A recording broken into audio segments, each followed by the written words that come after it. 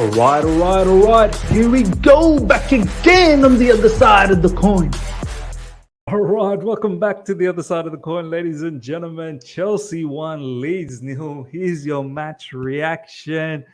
Ryan, first of all, finally a victory, man. Finally a victory. None of this 2 out of 16. Now we can proudly say 3 out of 17.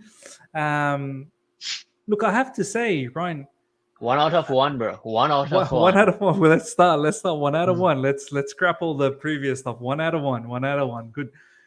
Good talk, actually. I mean, I've noticed a few people say on social media, on Twitter, obviously, a few people on live chat, not happy about today's match, Ryan. Not happy about how we attacked this, that, the other. I have to say, and we're going to break it down as much as we can in a short amount of time, but up until the substitutions, Ryan, I thought we probably deserved to be at least 2-3-0 up. And from an attacking standpoint, from a tactical standpoint, from a defensive standpoint, we actually look like fully in control. I mean, Ryan, first of all, victory. And secondly, did you think it was a boring match? I was sleeping throughout the whole thing. No, I think honestly, Miz, with the question, I see a lot of tweets too on Twitter and stuff. A lot of negativity around the performance itself. I could understand a bit of negativity around the last 20, 30 minutes, obviously. But to get a win and in the fashion we played for 70 minutes, I'm asking those negative people, what do you expect? What is your expectations on Chelsea? How good football you want to see in that first 70 minutes? Because honestly, I said this in the stream. If we had F right now, the letter F, and people and all the YouTube streams, everybody saying, I just want to see a bit of improvement. I just want to see a bit of tactics. I'm not asking for much. And you get that. Then people, it's not good enough no more. It's like, I want you to show me F to E. If you're not 3-0 up by halftime, this is a failure. But we haven't shown F to E today, Miss, but we have shown F to C plus. And I'm happy with that. Both in attack and in defense. I am happy with it. And as you said, Ryan, everyone's been screaming about, let me see some improvement. I thought we saw quite a bit of improvement today. Obviously not excellent as yet, but you're right. Like, was there people complaining today? I think, honestly, you're taking the piss to a certain degree. I personally feel like, and this is what I want to talk about, Ryan, that I think we just scarred, right? I think we just scarred with previous results, and we're at a situation where the limit was crossed a couple of weeks ago, and now we can't support this gaffer anymore. And I'm not saying let's forget everything that has happened previously and just change all our mindset just because of the one win. But today we can't sit here and go, like, I literally was seeing a lot of people, I can still see on Twitter and definitely in the live chat, people genuinely upset about us winning, because they feel like it could be a setback down the track. They rather have lost today and get the manager sacked. I don't know, man. I don't understand. I get it. Some of these fans are just over Graham Potter, but at the same time, I'm like, let's just appreciate the win. Let's see what happens in the Dortmund game. Let's see if we can pick up a win there, and then we'll see. If we go on a run, and then at least we can reassess and say, do you know what? Maybe there is something about Potter. Why have we absolutely just shut things off and not appreciating this win? Like, I don't know. Does it feel strange to you? I'm not saying I'm Potter in. I still believe I've seen enough to suggest that I don't think he's the right gaffer. But I'm not close to the point where if I keep seeing him winning, the next match against Dortmund, which will be a huge one because that allows us to progress to the next round, quarterfinals of Champions League. And then if he goes on a bit of a run of 5-6 games win, I'm not close to the fact to say, do you know what? I don't believe in you at all. But is that insane to state something like that, or is it insane to behave the way people are behaving? No, let me tell you, Miz. You said you're not going to say Potter in, but by record here, you said the words Potter in. So I'll take it as you are Potter in. You said Potter in. You can't say it didn't say it. So I'm Potter in also, bro. No, wait. To be honest, Miz, on a serious note, I think people already made up their mind on Yeah. Potter, and rightly so, Miz. Rightly so. 2 in 17 is awful. Yeah. It's not Chelsea Three in standard. 17. 3 in 17.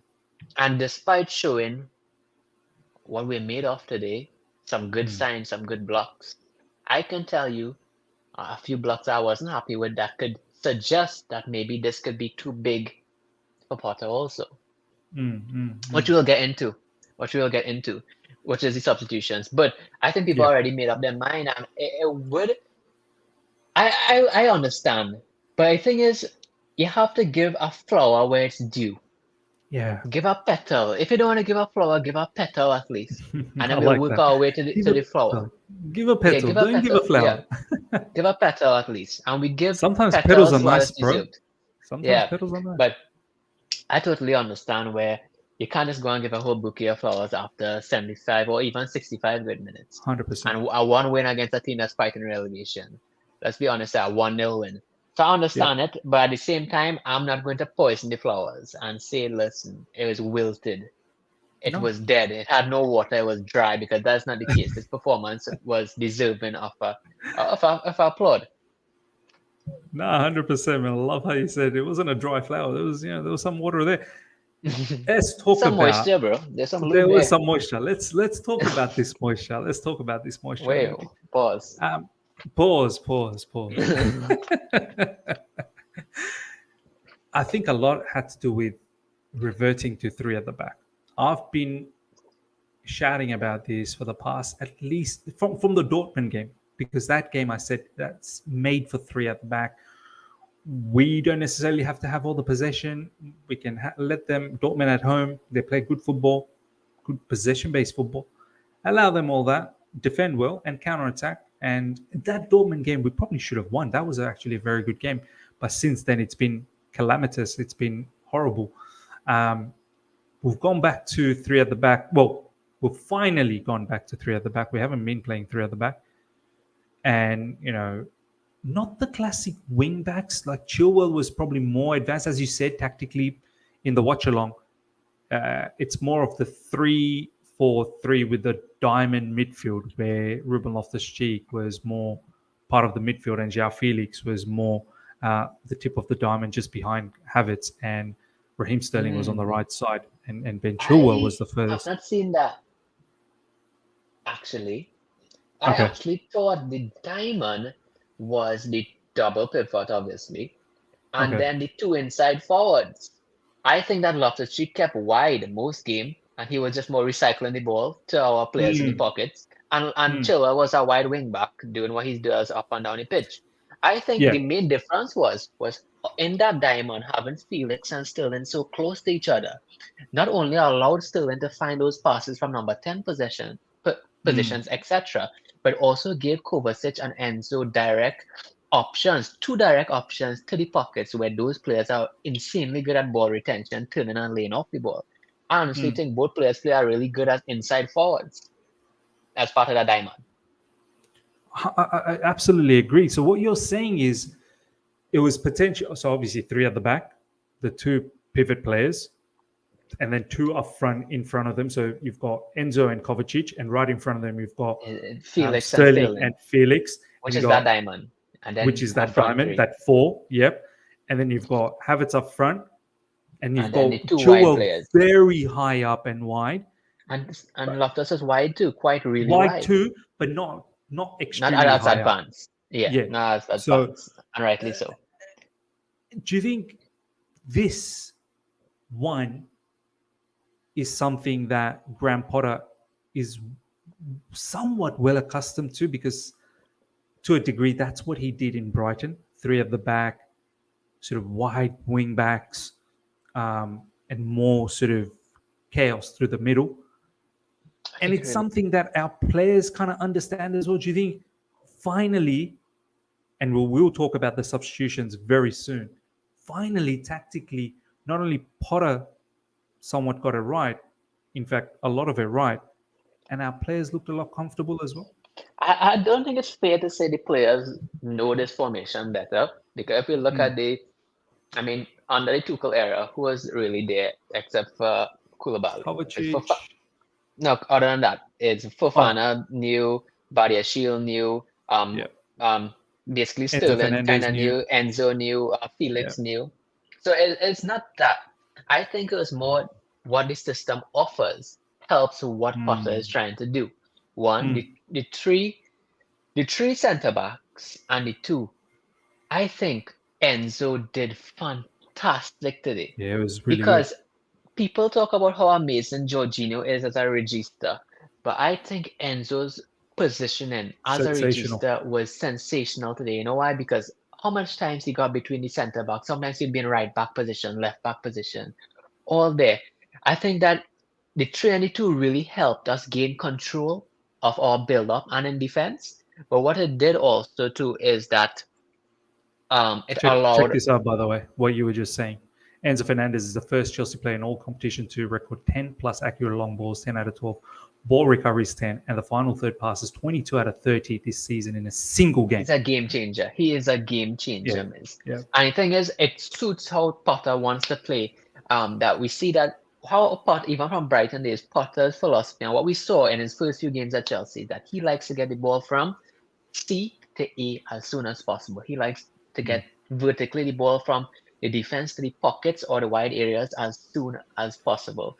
And I think that the 3 and the 2 really facilitates a good base for vertical launching of that ball, right? Mm. And we saw Mm. Enzo. Okay, Enzo's Enzo. Even in our 4-3-3, anyway, Enzo would always look for that pass early.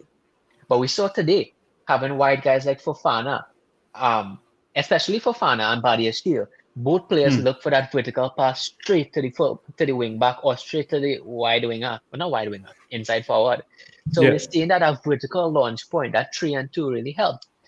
And but Miss, what we really need to talk about is the ball retention from those two Yeah. inside forwards. It's Sterling and João Felix. Ooh, sensational so good. So good. Something because brewing there, bro. Something. a I good can see partnership. these two partnership being explosive. Listen, Chilwell did good today, above average Yeah. for his standards post injury, and Loftus was average. Uh, I think what both do is that they kept so wide, it allowed that midfield diamond to really come in with Sterling, with João Felix, and that small distance between Havertz, Felix, and Sterling, with Enzo and Kovacic and Fofana supplying balls, it really helped with the kind of short pass and intricate movement and patterns that's needed to break through a team if you want to play possession-based football.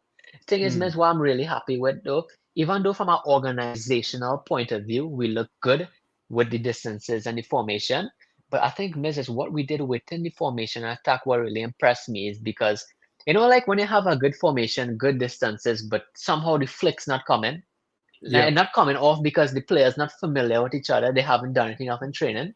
It seemed like all the flicks that Felix and Sterling and everybody and Enzo and Kovacic was trying, they knew where each other was going to be. They understood the movement that was going to happen after. And Mm. those little intricate things is that I find that, okay, I'm seeing things not only tactically, structurally, but the movement within the structure, it seemed like it's practiced beforehand. And that is why I Mm. had so much faith in Stream. So people could watch it on the surface and say like, oh, we create a few chances, but this is Leeds and blah, blah, blah. But what I'm seeing is I could see something relating from a training point of view, tactically, on the pitch. And that's why I'm so convinced to give a whole flower instead of one petal, but not a whole bouquet yet, but one flower I would give. And I was, Fair enough. and that's why we saw Sterling doing so much true balls also. Yeah, and It's Sterling should have got 2 assists. There was a lovely through ball to Kai Havertz. Kai Havertz was well saved by Melia, but Kai Havertz from that position, if you have that sort of chance against Dortmund, you got to put that away. Do you know what I mean? Sterling again, that cutback to João Felix, that cutback so reminiscent of Man City-esque sort of time, how he would at times cut it back, and then many Man City midfielders will line up to put that goal in. Sterling was brilliant, and João Felix, look, he's got to start putting those chances away. but I do understand he's still so integral. He's so integral to our attacking play.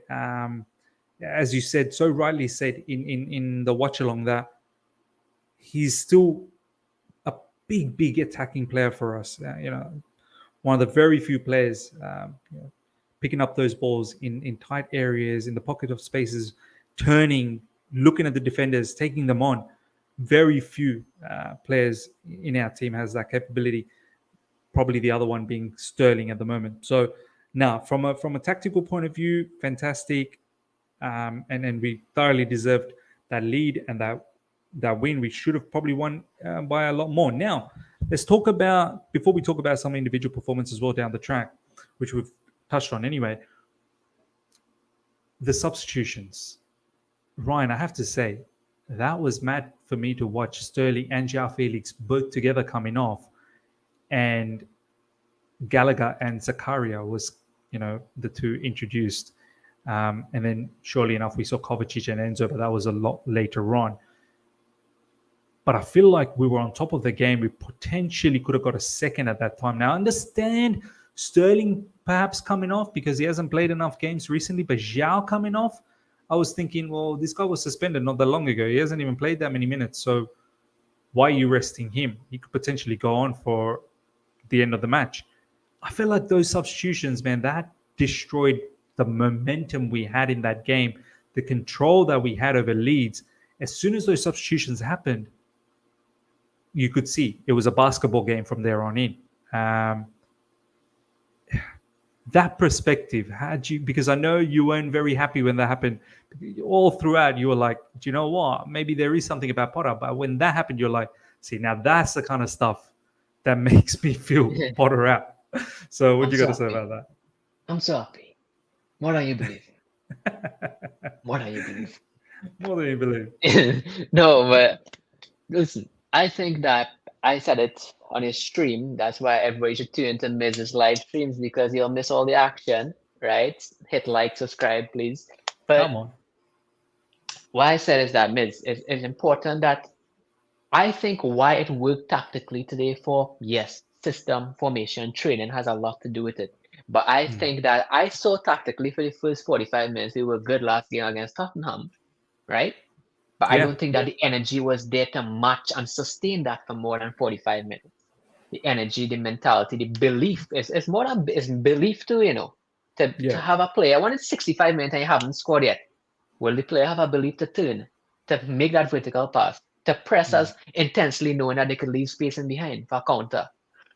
Especially when you only have 2 wins in 16 games, it's difficult to have a bravery, a courage that's needed to play this kind of football, right? And today we had that bravery and courage for 65 minutes, right? The players look bought in. They look all in, AEW style, right? Cody Rhodes, right? But the thing is, what happened is that it's important that the role of the manager, sometimes things happen on the pitch, okay? And that could translate to the players, whether it's an injury, a red card, a yellow card, whatever. And the whole momentum could change, right? But or a chance miss, a really clear chance miss. But this time, what I was so unhappy about is that the change in energy, the change in momentum in our players was evident, but it didn't come from a yellow card or a chance that was missed or a red card or injury. It came directly from Graham Potter's brain and heart. And I think that those changes, because bringing in Gallagher and Zakaria, those changes were a change of fear that we need to hold on to this lead. It wasn't a change of courage that we're going to win and go out there and win. It was a change of fear. And I think from the minute those two came in, the change of fear from a mental perspective translated from Graham Potter's heart and brain straight towards all the players 50 yards into that pitch, right? And it translated to the fans too. The fans and players, they could feel it in the stadium. And trust me, I was there in the stadium. And then, but another thing is, other than energy, is tactically, as we said, Miss, it's okay to play pragmatic football from the 60th, 70th minute. It's okay. But you need a certain pragmatic counter-attacking football. There needs a certain style of player in attack to be able to stay narrow, be strong in their body, to turn under pressure in counter-attacks and run and score, right? Like Hazard, Willian, Pedro, how do you get so narrow and turn and drop defenders, drop midfielders? thing is, when you had Gallagher and Loftus-Cheek receiving those balls, those same vertical balls that you were hitting to Felix and Sterling, and they would turn and make something and relieve pressure. It was the complete night and day. Because now when Gallagher and Loftus received the ball, those vertical passes, They're under pressure. They got cooked. They And got now cooked. every time those two players got cooked, an attack is coming from Leeds. Attack. Yep. And now Yep. 1 wave, 2 wave, 3 wave, a tsunami. And we had Yep. to hang on from a tsunami. About 5 saves Kepa had to make. Yeah. Yeah. It could have been a draw. And that draw would have stemmed solely from Graham Potter's mind. And Yep. that's why I was unhappy at the end. And the fan base would have picked up on that. And if it ended up being a draw, you best believe people would have been so mad. Because as you said, that was stemming from Graham Potter. That wasn't coming from a foul play. That wasn't coming from some unlucky situation. 100% agreed. 100% agreed. Look, in regards to some player performances, we've already touched on some really, really good ones. Obviously, standout for me, Sterling. João Felix was very good as well. Yes, there is a bit of concern. He's got to start putting some of these chances away. There's no doubts about that. He doesn't want to be one of those players where, okay, everything looks great, but when it comes to being ruthless and being clinical, it's dropping off. So he just needs to, make sure against Dortmund, he puts some of these away. Chilwell, in my opinion, was very, very good. Double pivot of Enzo and Kovacic looked very good. Defensively, Wesley Fofana gets the goal, of course. The header coming from Wesley Fofana, and defensively, he looked very decent as well, in my opinion.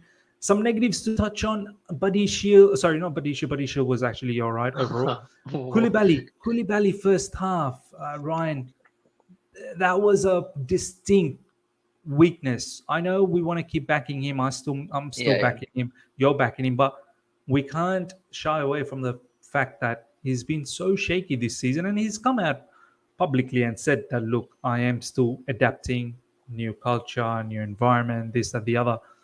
But some of these shakiness, they could be monumental, errors. So both on and off the ball, he looks shaky, bro. While he's a good passer off the ball, I think like in possession, him turning in dangerous possession and running back to goal is unacceptable. Dangerous. And look, against Leeds, maybe we get away with it, but against Dortmund, Ryan, if he does start, that is. And then players running in behind too. He's so quick to lose his marker. Yeah. Like, bro, you're a central center forward. You need to mark your player as good as possible. He's not close enough to the striker, because while he's trying to cut passing lanes by rushing in, bro, that's not your job. Is not to rush in there. Your job is to stop the ball from getting to the striker. So you need to stay tight. That's what Thiago Silva does. He stays tight to that defender. Tight. Yep. Yeah. No, you're right, man. No, you're right. The other one that I wanted to feel like Badiashile, like I feel sorry for him because so much times he had to cover. For Koulibaly, so it's the other way around. Thiago Silva covers for Badiashile. Badiashile covers for Koulibaly, the experienced player. Yeah. Which is quite mad. The other one that I wanted to talk was Ruben Loftus-Cheek. The cheek of that guy. The cheek of that guy. I guess who else could we have used right on that side? He did the job. He did a job. Yeah. I think that's what you could say about Loftus-Cheek in all his positions. But yeah, he does a job, but I just don't think that cuts it at Chelsea Football Club. Do you know what I mean? And I think he relieves us as an upper option, because I think so many times, bro, he received such a wonderful vertical. When I talk about Fofana, by the way, but such a great vertical pass from Fofana, a good switch from Enzo, a good layoff from Raheem, and then all he would do is try to take on, give up, pass back. I think if he really had a Modric or a Madueke there, bro, this 3-4-3, wherever we try that diamond, it take it to our next level. Exactly. It would take it to our next level. Give the opposition. It would skin the opposition apart, because now you need to think about Madueke or Modric, but then you have Sterling in the pockets. Now you have Felix to worry about, and then Havertz running behind. It's a headache. So good. It's a headache for the opposition. So good. So good. The distance so little. Pockets closed. So good. And it's not like, oh, you know what, we were using Ruben Loftus-Cheek for defensive purposes. He's not really, like a lot of people might be like, oh, but if you use Mudryk and Madueke, might sort of be imbalanced. But it's not like Ruben Loftus-Cheek is providing a lot of balance as well. But look, I don't want to nitpick too much. I think the biggest factor was obviously the substitutions. You were going to say something? I think it's a tough one. I think you sort of add in a lot of things, right, Miz? Because No, you're right. so I have a back five, right? You have Chilwell and a winger, right, on the opposite side, right? Thing is, how we want to do it, we want to make a compact back five with our midfielders there. Thing is, my argument is that why not defend in a 4-4-2 instead of defend with a 5-3-2, you know? Like how Tuchel used to do. He used to defend in a 4-4-2, Reece James used to be kind of in midfield defending, right? Yeah. But the thing is, I could understand because we need to cover those spaces in defense. So I could understand Potter wants to defend that back five. That's why Ziyech used to play as that winger if he's going for a winger on that side, as he used to defend as a back five. And Loftus-Cheek defending in a back five today. Madueke and Mudryk, he doesn't really trust them to defend in a back five right now. And the thing is, not having a proper DM, proper with a PROPAH, a proper DM, right? I think it kind of stops us from defending that back four, because whereas a proper DM could sit into CB and help defend and close those pockets, make a makeshift back three, if you defend with a 4-4-2. Right now, Enzo and Kovacic can't do that. So you need to have your actual three centre-backs covering those pockets in the in things. I could understand why. But I think from an attacking point of view, like we are goal down versus Dortmund, take that risk, man. Play a Madueke. Yeah. Mudryk. Come on. And take the game to the opposition. Graham Potter, we are delighted. We're delighted with the win. Oh my God. We've had a tough period. I'm delighted for the players and supporters because we've had to suffer. So it's a nice 3 points, an important 3 points. It's good for confidence, morale. Notice how he hasn't said the lads gave it everything. I'm so thankful that he hasn't said that. Last but not least, we're going to wrap things up on this particular review. But Fofana, bro, before we close, Fofana. Wesley Fofana, bro. Today was immaculate, bro. He was immaculate. Defensively, he was excellent. There were a couple of recovery. Bro tackled a steward, a match steward. Bro did everything. And his passing was fun. I think that was, like, defending, he was amazing today. But his defending, he was amazing. And passing was sensational too, to be honest. Really good, bro. And the other factor, you know what? This is going to be a great way to end this. The other factor, because I don't think we touched on this in the beginning, or maybe we might have. This man of the match, I'd give it to Raheem Sterling. I know Wesley Fofana got the winner, but I feel like Raheem Sterling was a standout player today. Would you agree? Standout. There you go. We saw something in preseason with Sterling when he dropped into the pockets of playing as an inside forward under Tuchel. Whilst I like Sterling wide sometimes to cut in, I think that we missed out so much by having him in the pockets. Letting him play as an inside forward, I think suits him, because even from a running into the box point of view, he's more lethal there. Look how much shots he had today. He could have scored a few. I really like him more inside. In the half spaces as opposed to wide. He can do a job, but I think being wide, it makes him too one-dimensional. But staying in the inside, it opens his body up to very unpredictable. He can drive with the ball, he can pass, he's got the lob. So, and then he's got the cutback as well. Brilliant. Cutback in pass. And especially on the right side, I like him on that right side, man. Very unpredictable on the right side, whereas on the left side, I think it's very predictable that he's going to cut in. So definitely enjoy him on the right. I hope it continues that way. Before we close things off, Ryan, I do want to say these players. No. Do you want to say Potter in? No. Am I converting you, Miss? Come on. You are not. Miss. Wait. Miss, I need you. I need you here, bro. I need your energy. We have a huge match. Yeah. In a few days' time. We did it last time. We nearly pulled off the biggest remontada against biggest club in the world. You know why that happened? Not because of Tuchel, Timothy Tuchel and his tactics. No. Timothy Tuchel, oh my God. Whatever that guy name was. You know who it was because of, bro? It's Energy, us, me bro. and you. It's me and you. Energy, brother. We Energy. combined the energy and we see Werner was going to get behind and score. What did he do?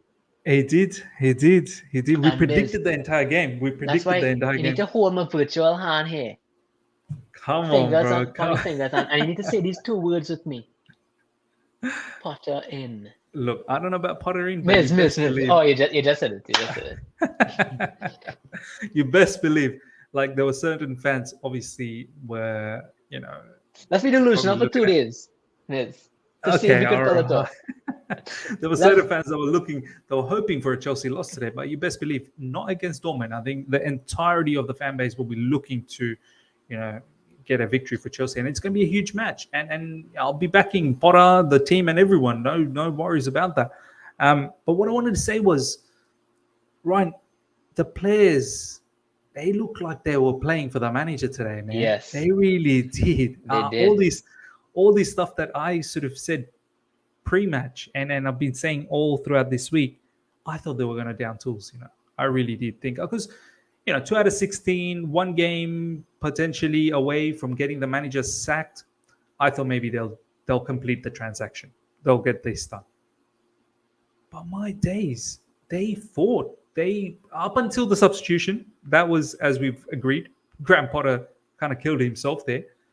But the players really, really put in. When they scored that goal, you saw the passion, the desire. There was an aggression there. There was hurt. There was, like, you can tell they were suffering.